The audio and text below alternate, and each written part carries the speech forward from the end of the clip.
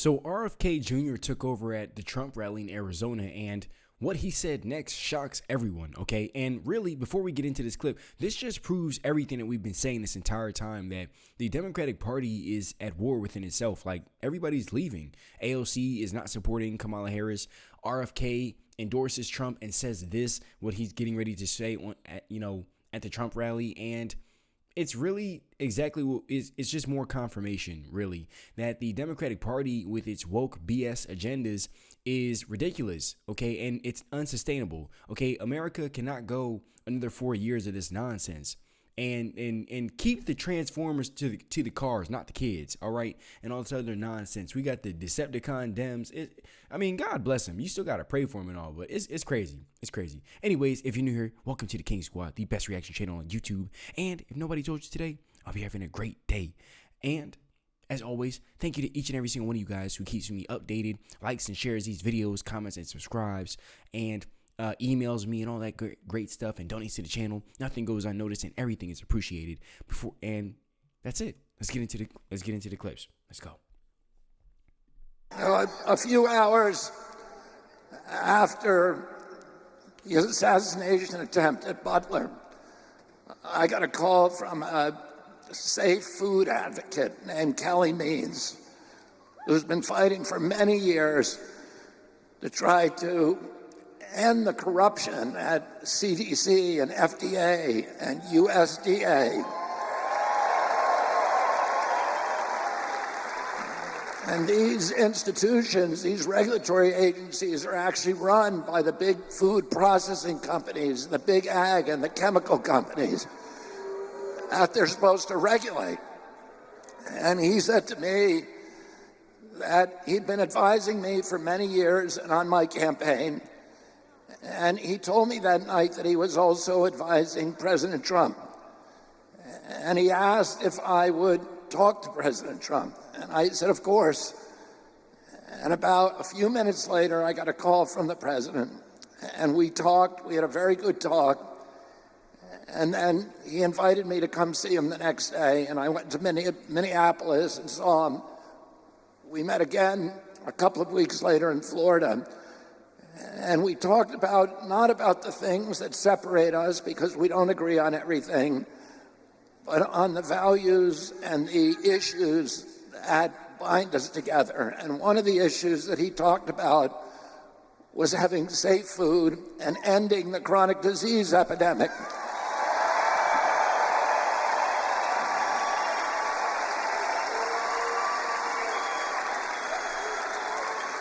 Our children are now the unhealthiest, sickest children in the world.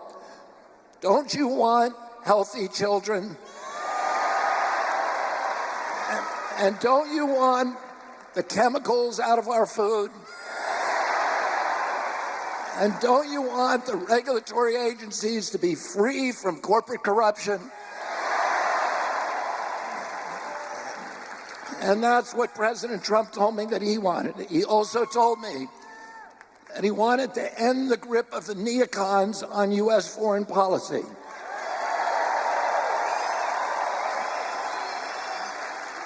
He said he didn't want any more $200 billion wars in Ukraine, that we could use that money back here in the United States.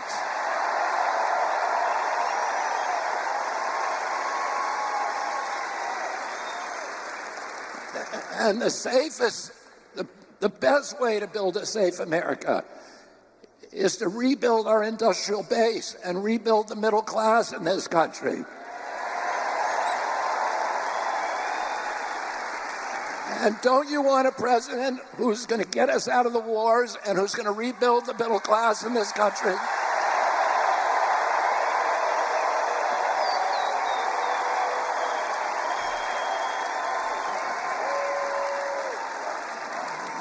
And he told me that he wanted to end the censorship, because the whole basis of American democracy is the free flow of information. And we know that a government that can silence its opponents has license for any kind of atrocity. And can you think of any time that you can look back in history and say that the people who were censoring were the good guys. They're always the bad guys, because it's always the first step down that slippery slope to totalitarianism.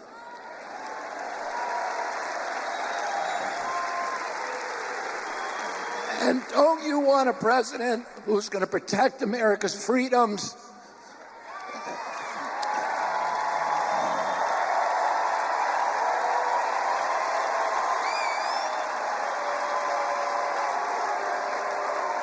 And who is going to protect us against totalitarianism?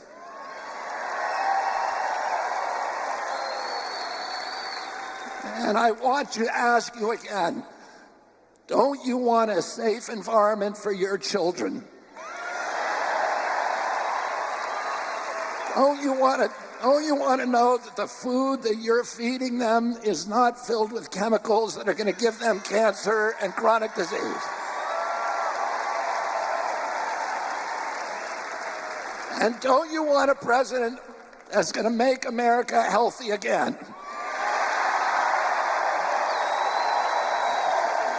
Thank you all very, very much. So there we have it. Really, really, really fire, amazing clip. And it's actually wild. And here we have another clip. Shout out to the liberal hive mind.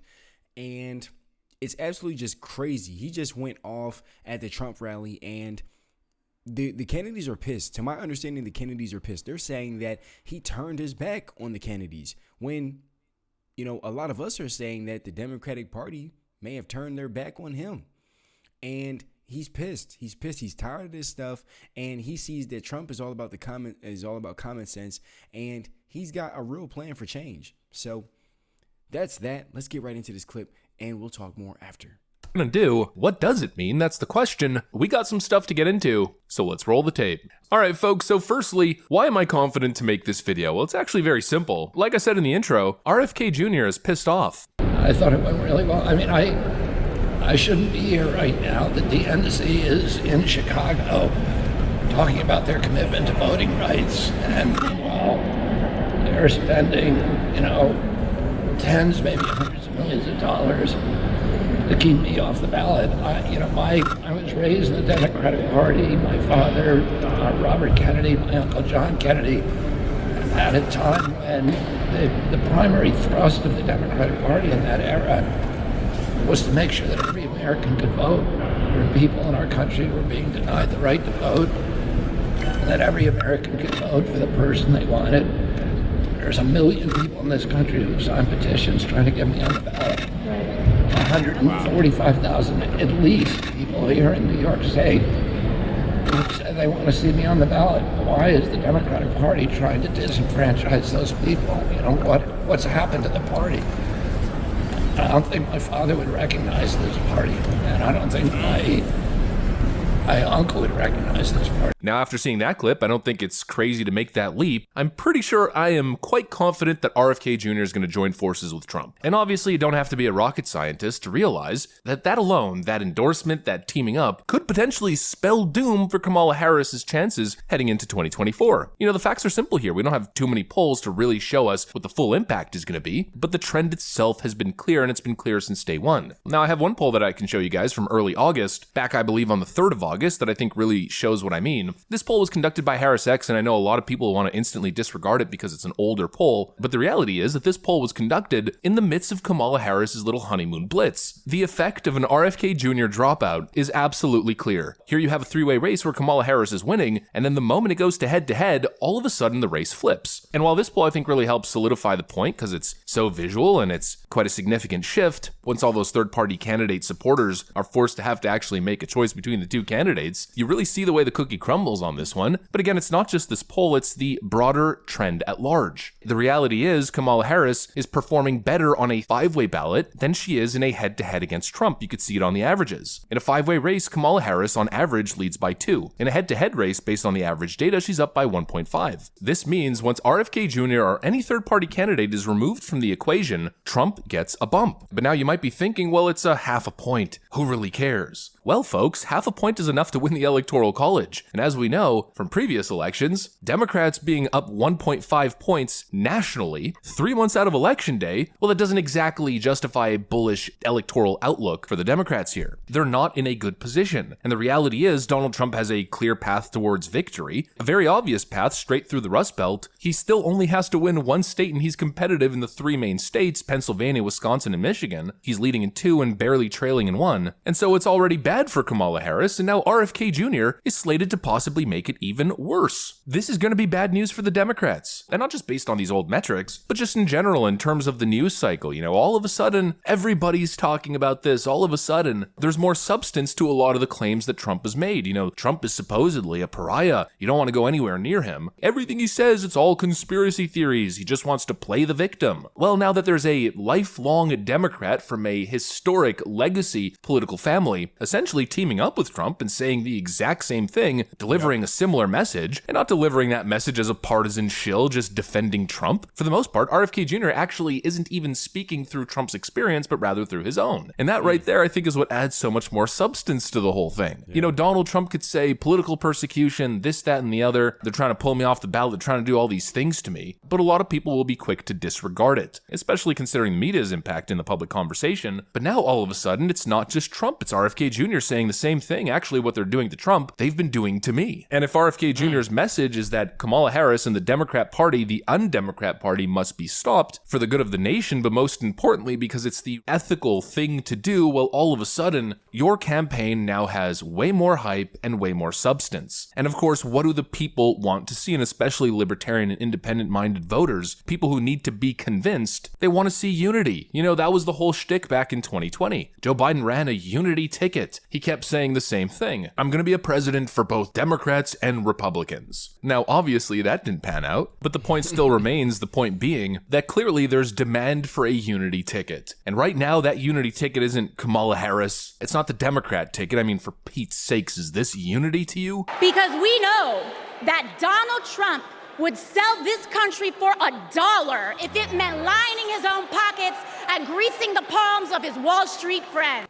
Donald Trump fell asleep at his own trial, and when he woke up, he made his own kind of history. The first person to run for president with 34 felony convictions. Donald Trump. Donald Trump. Donald Trump. Donald Trump. Donald Trump. Donald Trump. Donald Trump. Donald Trump. Donald Trump. Donald Trump. Donald Trump. Orange man bad, 24-7. You know, the Democrats don't represent unity. They represent vile, extreme divisiveness. Frankly, they represent hate. Meanwhile, the Trump campaign will be actually diverse. Not diverse by the Democrat definition, simply placing people as racial tokens to fulfill some sort of arbitrary racial quota. Not that bullshit. But actual real diversity, ideological diversity. There's people representing different views and different perspectives. It's not just one ideological cult. Donald Trump is actually willing to bring people from the other side into his circle and work to get things done. And that right there, I think, is going to be a winning message. You know, all of a sudden, we have 2 campaigns merging into one, dominating the news cycle, and most importantly, pushing forward an actual strong message. I could already see campaign ads with Trump and RFK Jr. describing the undemocratic attacks that they have faced from the Democrat establishment. You know, this election is really starting to shape up, and I think every day that dynamic is starting to be clearly outlined. This election can be defined by style versus substance. The Democrats are all style. They want to keep you distracted. It's Hollywood politics, or probably a better way to describe it is it's Roman politics. Bread and circus for the people, and of course they'll be distracted and simply support and vote for you. You know, their strategy is pay Lil Jon to create a viral moment for them, have Megan Thee Stallion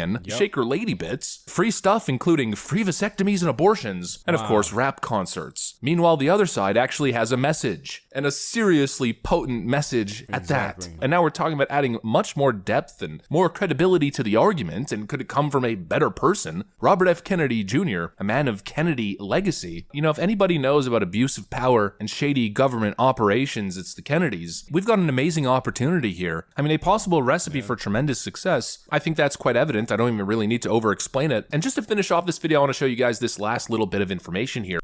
Before we get into this following clip, I just want to say that, you know, even with the Democratic National Convention, that right there, and then even the Kamala Harris rallies and stuff like that, you see exactly how they intend to run this country, okay? Everybody gets free vasectomies and can delete their kids. Oh yeah, this is great.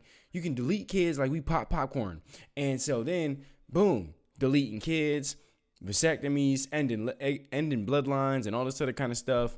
And then meanwhile, while they're doing that, okay, they got Megan Thee Stallion twerking, and then you have Lil Jon on stage wilding out and all this other stupid stuff. And it's like it's a party, but meanwhile, while you're at the party, your life is getting effed up tremendously, and you're making these lifelong decisions that are just going to destroy you. But oh, who cares? Megan Thee Stallion's twerking. Oh yeah, she's got the fatty. Oh yeah, Lil Jon. Oh yeah, and all that stupid stuff. Like, I mean, that's just what they're promoting, and that's exactly how they intend to run the country. Okay, it's just it's a party. Yeah, we're all having fun. Meanwhile, they're tearing your life up. Like I said, you vote to delete these kids. Meanwhile, while you're voting for that, because let's vote to turn kids into Transformers. We're gonna turn little Johnny we're gonna turn little Timmy into Optimus Prime. And then meanwhile, while you're voting for that, like I stated, all these tax codes and laws and policies get ushered in by you voting for this one thing. And all these tax codes and laws and policies tear your life up. Tore up from the floor up. It is insane. I tell you, this is what I'm saying. I can't get down with the demonic Dems and the Decepticon Democrats. I can't do it. I had to walk away. And I know that's many of you guys' stories as well. So really deep stuff. And let's go. I forgot to mention it earlier when we were going over the numbers, but according to Fox News' most recent poll, 47% of RFK Jr. voters would support Donald Trump, and only 20% said that they would vote for Harris. So it's possible we see almost a 2-to-1 split. You know, I don't know about you guys, but that seems quite significant to me, honestly. Like I keep saying, that seems like the stuff of Nancy Pelosi's nightmares. But as per usual with these videos, I mean, I don't have a crystal ball, I can't tell you what's gonna happen, so we'll just continue to monitor and we'll have to see. Anyways, that's pretty much what I got for you guys on this one. Hopefully you enjoyed this video. If you did, make sure to leave a like and possibly subscribe to the channel. Thanks for watching, and I'll see you on the next one. So there we have it, you guys. This stuff is actually crazy, okay? And we're seeing this, and we're calling it out. That's the importance of posting these videos, because seeing those Kamala Harris rallies, one of the number one things that I paid attention to was the fact that there were people leaving. Okay, when Megan Thee Stallion was twerking and all that kind of stuff, there was a decent majority of people just walking away like, okay, this is total BS. I'm getting out of here. Those people weren't going to use the bathroom. Those people were getting up out of there. Okay, and more people are waking up, and it's important that within their waking up, they have, this stuff being made sense to them. It's kind of like how in the movie The Matrix, one of my favorite movies ever. Shout out to The Matrix. Keanu Reeves and Lawrence Fishburne. In the midst of him waking up from the Matrix, he had to be taught the world is just not what you think it is. And it's kind of like those people leaving the Dems. Okay, they have to, as they're waking, it's like, okay, they have to be told, this stuff is not what you thought it was. Okay, they're really ushering in your own demise. And that's kind of what you see happening. I'm out here looking like Morpheus. And don't say that. Don't comment on anything I just said. Anyways, I'm just playing. Anyways, I hope everybody has a great day, and thank you for tuning in. I greatly appreciate you. And that's all for this video. Stay blessed, stay prosperous, drink some water, whatever time you're watching this video. I'll see you in the next one. Peace.